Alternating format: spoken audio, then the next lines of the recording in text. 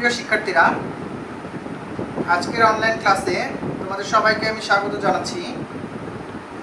আমি মোহাম্মদ শরীফুল ইসলাম, সহকারী শিক্ষক গণিত বিজ্ঞান, পাইকপাড়া আজগর আহমদ দাখিল মাদ্রাসা, চুনারঘাট, হবিগঞ্জ।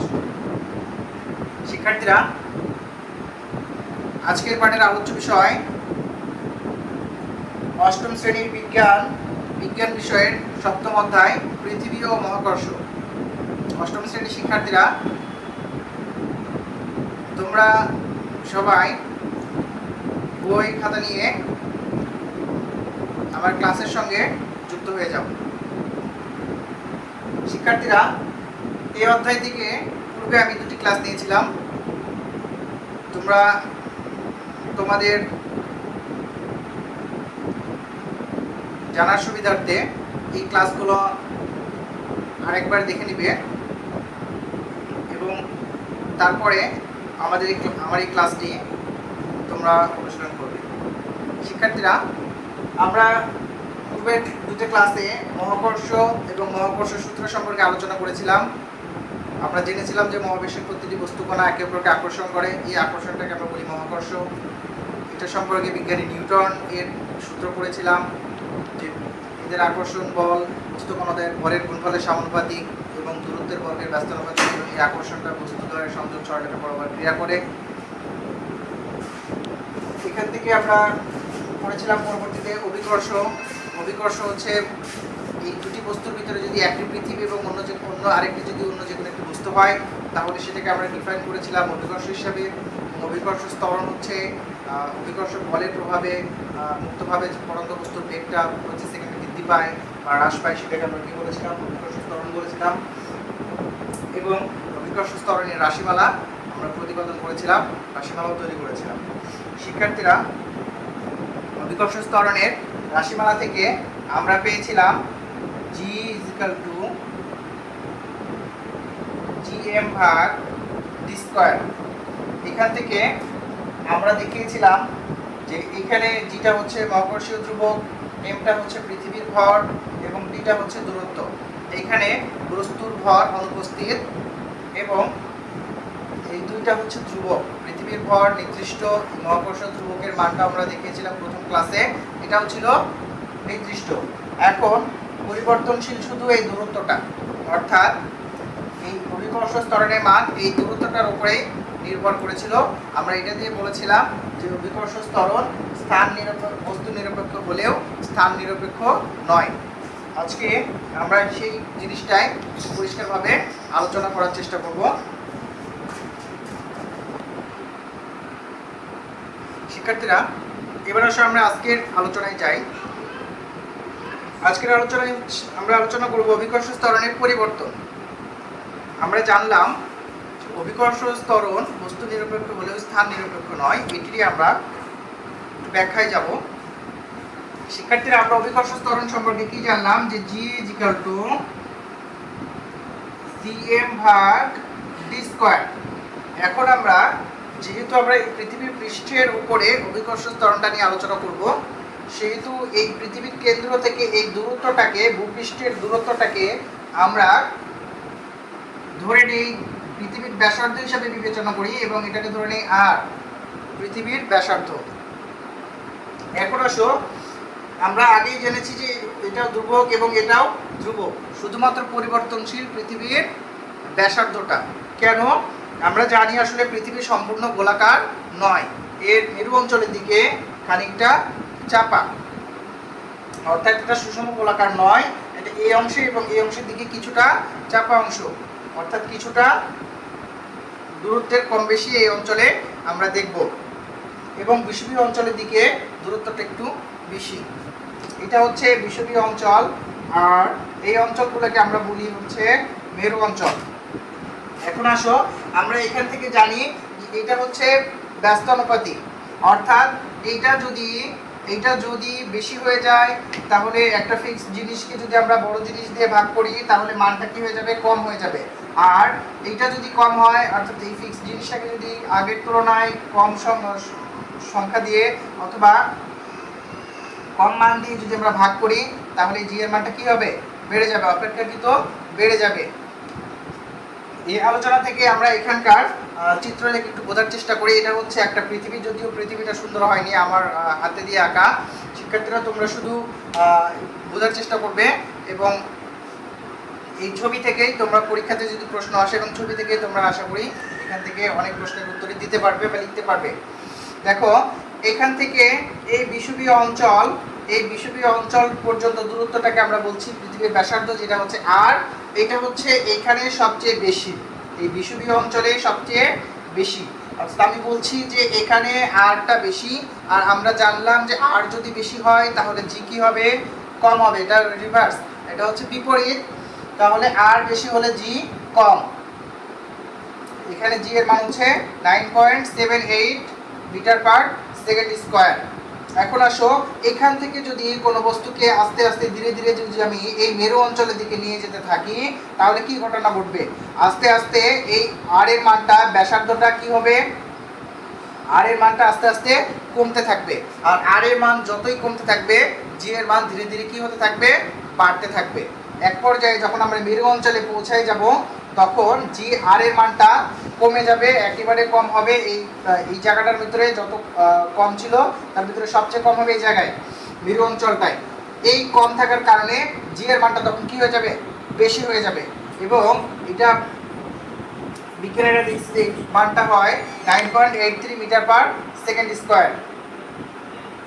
এখন আসো এখান থেকে যদি আবার আমরা বিষুবীয় অঞ্চলের দিকে আসার চেষ্টা করি তাহলে ঠিক এই ঘটনাটাই ঘটবে। অর্থাৎ এখানে ছিল আর কম, এখন এখান থেকে বিষুবীয় অঞ্চলের দিকে আসতে থাকলে এই যে দূরত্বটা আস্তে আস্তে কি হবে? বাড়তে থাকবে। আর এই ব্যাসার্ধ যদি বাড়তে থাকে, অর্থাৎ আর যদি বাড়তে থাকে তাহলে জি এর মানটা কি হবে? কমে যাবে। এখানে বড় হয়ে গেলে এই জি এর মানটা কি হয়ে যাবে? কমে যাবে। এবং কম কি? এই সেম তাই, এটাই হবে। এখানে হবে আর বেশি, জি কম। জি কত কম? জি সমান কত হবে এখানে? 9.78 মিটার পার সেকেন্ড স্কয়ার। ঠিক সেম তাই এই ঘটনাটা এখানেও ঘটবে। আগেরটা যেমন ছিল, এইখানে দেখো বিষুবীয় অঞ্চল থেকে আমরা মেরু অঞ্চলের দিকে যাচ্ছি, বিষুবীয় অঞ্চল থেকে মেরু অঞ্চলের দিকে। অর্থাৎ এখানে আর ছিল বেশি, আর আস্তে আস্তে কি হবে? আর এর মান আস্তে আস্তে কমতে থাকবে। যখন আর এর মান কমে যাবে এই মেরু অঞ্চল পর্যায়ে আসার পরে, তখন জি এর মানটা কি হয়ে যাবে? বেশি হয়ে যাবে। এবং কত হবে? 9.83 metre per second square. Same তাই এখানেও আস্তে আস্তে কি হবে? দূরত্বটা বাড়তে থাকবে, ব্যাসার্ধটা বাড়তে থাকবে, জি বাড়তে থাকবে এবং আর এর মান বাড়তে থাকবে এবং জি এর মান কি হতে থাকবে? কমতে থাকবে। এবং এই পর্যায়ে যে আরটা সবচেয়ে বেশি হবে এবং জি এর মানটা সবচেয়ে কম হবে। এই ঘটনাটা এখানেও দেখাইলাম যে এখানেও কি হয়? ব্যাসার্ধটা কমে যায়। শুধু এতটুকু মনে রাখবে যে কোন এলাকায় আর বেশি, কোন এলাকায় আর কম। এই এলাকায় আর বেশি, সো কি হবে? জি কম হবে। এই এলাকায় এখানে যাইতে গেলে আর কম, কি বেশি হবে? জি বেশি হবে। এখন আমরা কোনটাকে জি এর মান হিসাবে ধরে নিব? আমাদের অনেক অঙ্ক আসে জি এর মান নিয়ে, তখন আমাদেরকে অঙ্ক করতে গেলে জি এর মানটা আমাদেরকে ধরে নিতে হয়। অথবা যদি প্রশ্নে বলে দেওয়া থাকে যে কোনো বস্তুকে বিষুবীয় অঞ্চলে অথবা মেরু অঞ্চলে এরকম যদি উল্লেখ থাকে তাহলে আমরা যে অঞ্চলে মানটা যেরকম সেই অঞ্চলের মানটাকে আমাদের জি এর মান হিসাবে ধরে নিতে হবে। আর যদি কিছু বলা না থাকে তাহলে আমরা এভারেজ একটা মান ধরে নিই, জি এর মান। এই জি এর মানটা হচ্ছে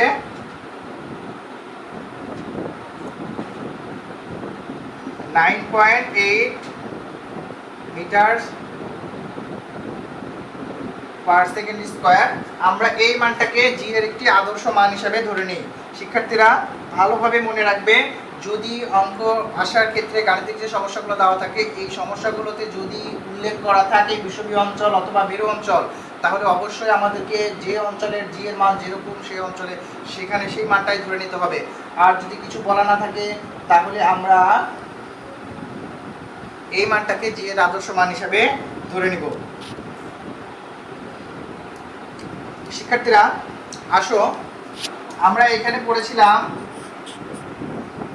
যে জি এর মানটা বস্তুর নিরপেক্ষ হলেও স্থান নিরপেক্ষ নয়। অর্থাৎ এই বস্তুটা বস্তুর ভরের উপরে এই অভিকর্ষ ত্বরণটা কি নির্ভর করে না। বস্তুর ভর যদি বেশি হয় কম হয় এটার উপরে নির্ভর করে না, শুধুমাত্র নির্ভর করে দূরত্বের উপরে। এখন আসো আমরা একই উচ্চতা থেকে আমাদের যদি দুইতলা ছাদের বাড়ি হয় এবং সেখান থেকে আমরা যদি একটি ইটের টুকরা এবং একটি কাগজের টুকরাকে যদি একই সঙ্গে ফেলে দিই নিচের দিকে, তাহলে কি ঘটনা ঘটার কথা ছিল শিক্ষার্থীরা?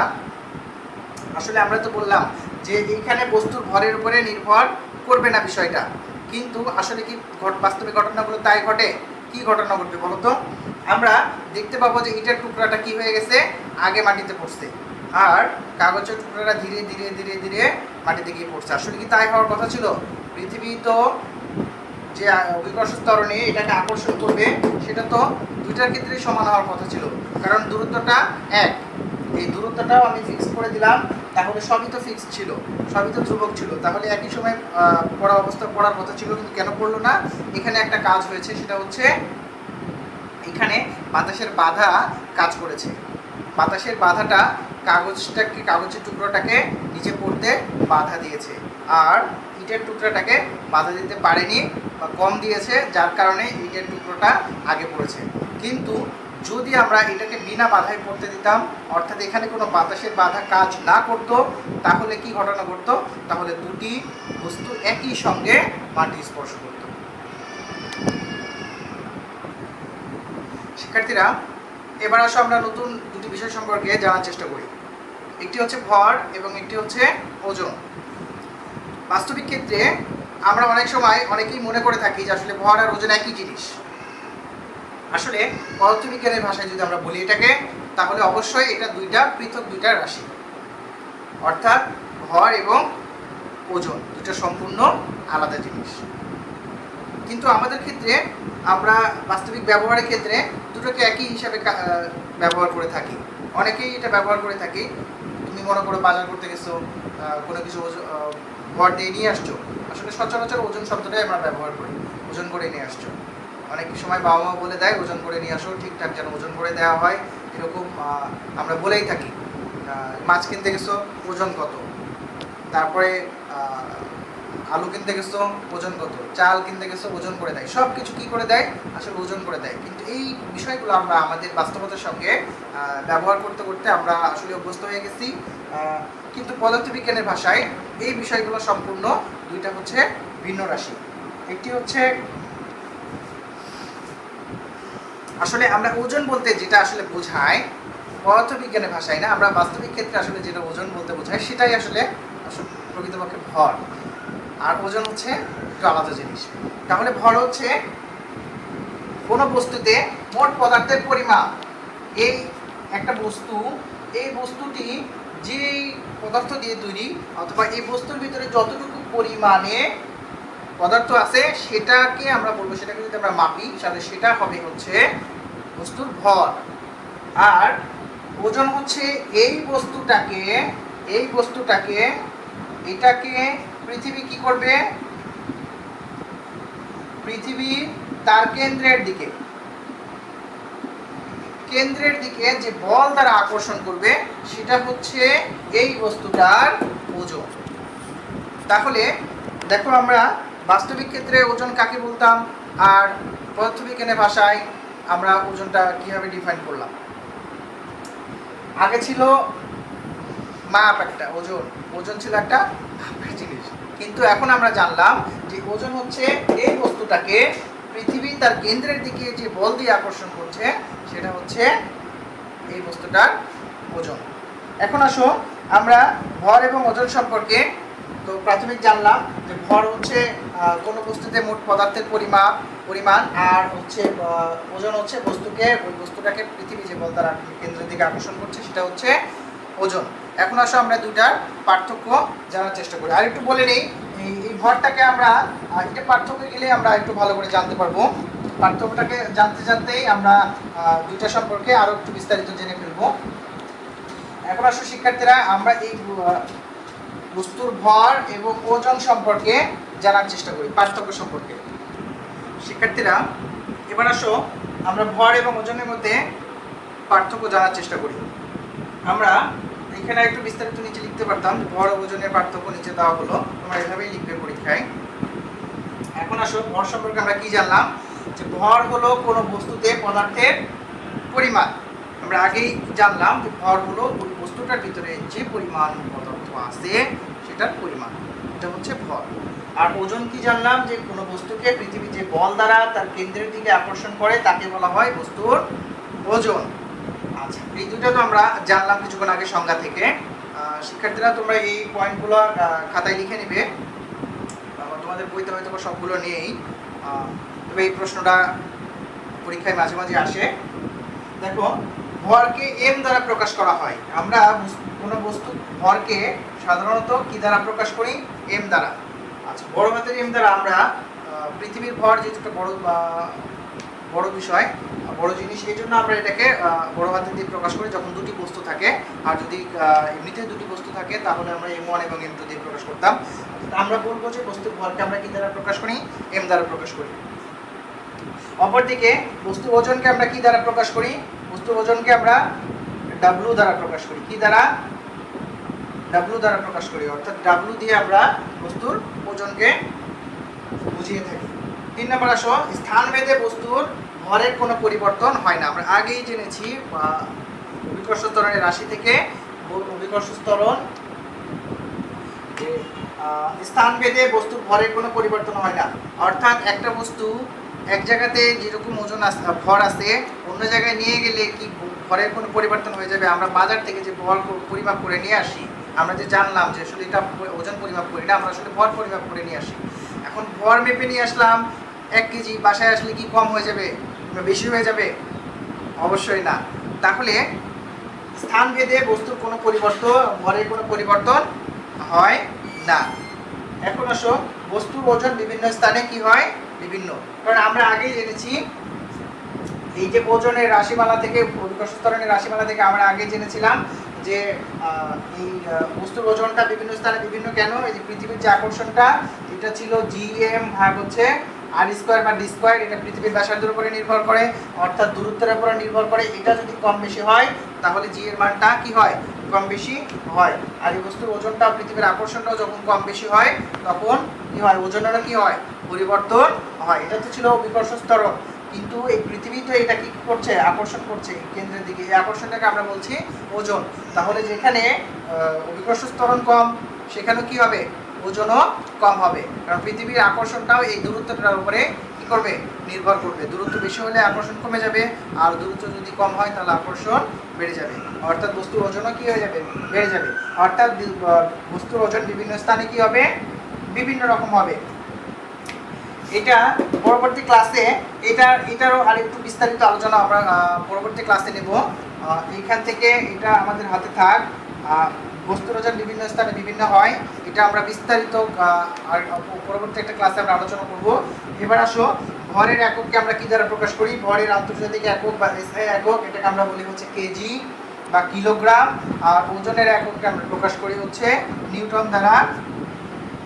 এরপরে আসো, সাধারণ নীতি দিয়ে কি মাপা হয়? বস্তুর ভর মাপা হয়। আর স্প্রিং নীতি দিয়ে বস্তুর ওজন পরিমাপ করা হয়ে থাকে। শিক্ষার্থীরা, এই ছকটি তোমরা তোমাদের খাতায় নোট করে নেবে এবং বাসায় সেটা অনুসরণ করবে। তো আজকের ক্লাস এই পর্যন্তই। তোমরা সবাই ভালো থাকো, সুস্থ থাকো, আমার জন্য দোয়া করো, আমিও তোমাদের জন্য দোয়া করি।